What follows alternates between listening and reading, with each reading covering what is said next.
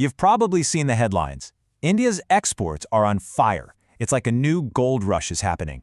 But here's the thing. While everyone's watching the big-name exporters, the real story, and maybe the smarter play, is happening just out of sight. So today, we're going beyond the headlines to look at the hidden engines that are really powering this boom. Okay, first, let's just try to get our heads around the sheer scale here. $720.8 billion. That's India's export figure for just the first 10 months of the fiscal year. We're not just talking about a little bit of growth. This is a tidal wave of goods, a massive current flowing from India out to the rest of the world. And that brings us to, a classic idea when it comes to investing.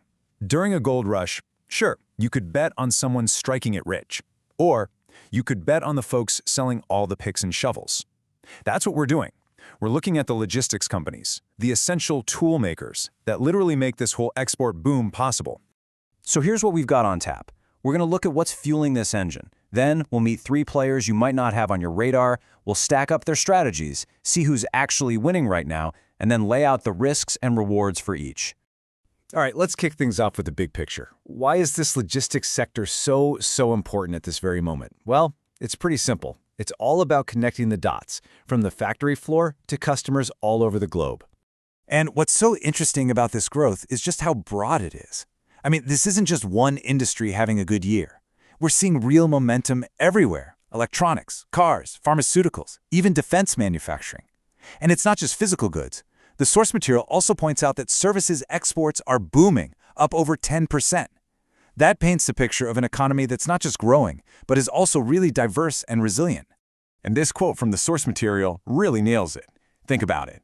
Every single thing that gets exported, whether it's a tiny microchip or a giant piece of machinery, it has to move. It has to get from the factory to a port, onto a ship, and across the world. And who manages that whole journey?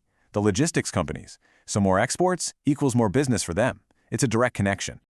Okay, so now it's time to meet our 3 toolmakers. And yeah, these probably aren't the names you see in the headlines every single day, which is exactly why we're looking at them.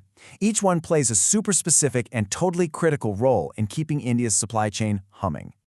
First up, we have All Cargo Logistics. The way to think about them is as the nimble, tech-savvy player in the group. They're all about integrated logistics, using tech to make the whole supply chain smarter and more efficient. Their whole game is about being flexible and innovative.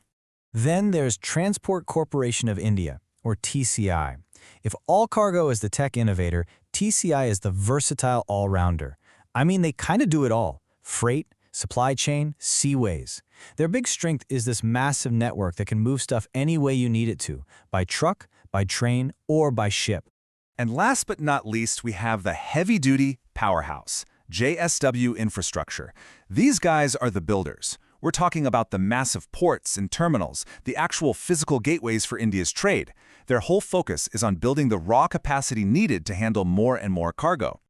So, there you have it, the innovator, the all-arounder, and the builder.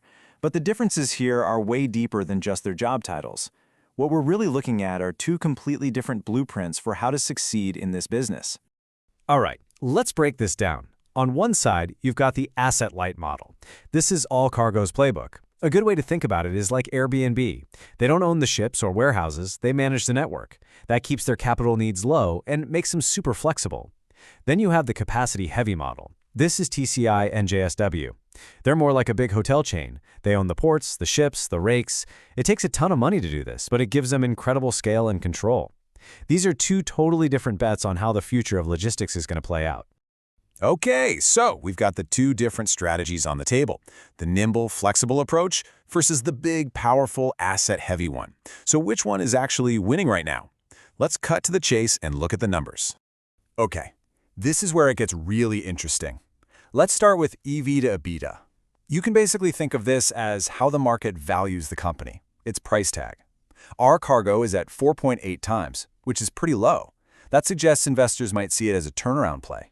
TCI, on the other hand, is at 11.8 times, a much higher valuation.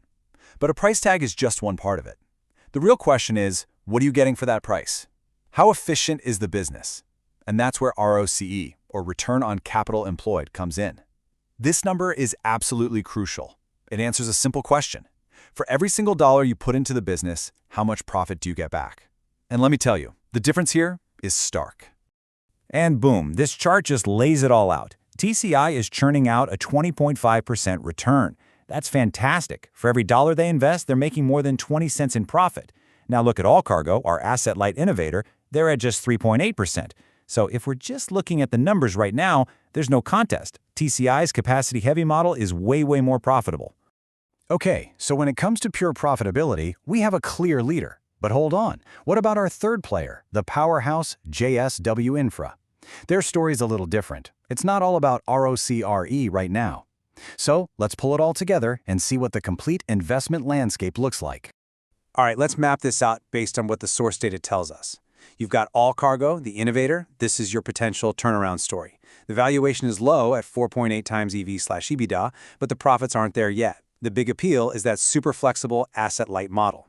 Then you've got TCI, the all-rounder. This is the quality, consistent performer.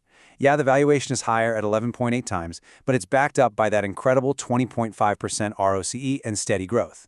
And finally, you have JSW Infra, the powerhouse. This is a pure growth play. Their story is that massive 32% year-on-year profit jump. They're all about grabbing market share and expanding capacity. So really, you have three totally different flavors here: a value play, a quality play, and a growth play.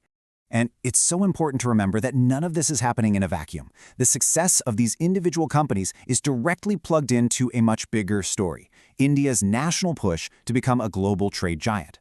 This national trade momentum is like a massive tailwind for the whole logistics industry. As long as that export engine is running hot, the companies moving all those goods are set to benefit.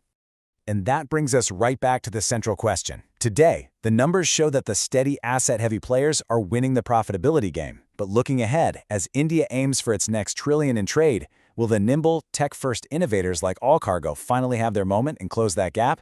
Or will the sheer raw power of the builders like JSW Infra, who are laying the foundation for that future growth, ultimately win the day? That right there is the multi-billion-dollar question for anyone watching this space.